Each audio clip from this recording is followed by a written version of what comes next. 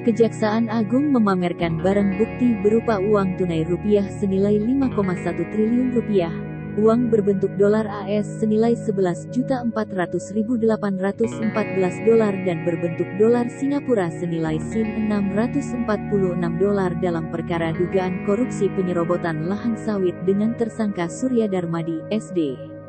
Tumpukan uang itu dibungkus dengan plastik transparan. Barang bukti uang ini kemudian ditumpuk hingga 14 tumpuk. Tumpukan uang triliunan rupiah itu dijaga oleh 2 personel pengamanan berseragam Kejagung. Setelah konferensi pers, uang-uang itu kemudian dimasukkan ke dalam mobil khusus untuk disetor ke bank. Kepala Pusat Penerangan Hukum Kapus Penkum, Kejaksaan Agung Ketut Sumedana mengatakan barang bukti uang itu dititipkan ke Bank Mandiri dan beberapa bank milik pemerintah lainnya. Kejagung saat ini tengah mengusut kasus dugaan korupsi penyerobotan lahan sawit di Riau yang merugikan negara hingga puluhan triliun yang menjadi kasus korupsi ini disebut terbesar di Indonesia. Bahkan menurut Jaksa Agung Muda Bidang Tindak Pidana Khusus Jampitsus Kejaksaan Agung, Febri Adriansyah, kerugian negara dari kasus dugaan korupsi penyerobotan lahan sawit Surya Darmadi, SD ini mencapai 104 triliun rupiah.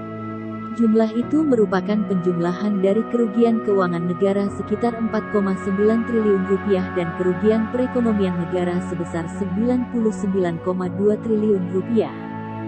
Menurut perhitungan terkini dari Badan Pengawasan Keuangan dan Pembangunan (BPKP), kerugian keuangan negara yaitu sebesar 4,9 triliun rupiah dan kerugian perekonomian negara sebesar 99,2 triliun rupiah. Febri menjelaskan Kejagung tak hanya memakai instrumen kerugian keuangan negara saja dalam menyelidiki kasus ini, namun juga membuktikan dengan indikator kerugian perekonomian negara.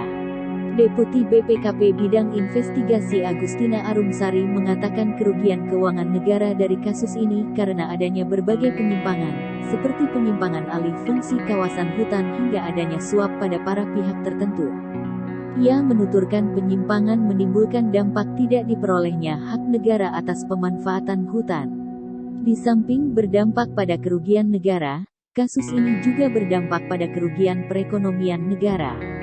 Ia mengatakan BPKP berkolaborasi dengan para ahli, seperti ahli lingkungan hidup dan ekonom untuk menghitung kerugian negara atas kasus ini. Terima kasih telah menonton, jangan lupa like, share, subscribe, dan klik lonceng ya.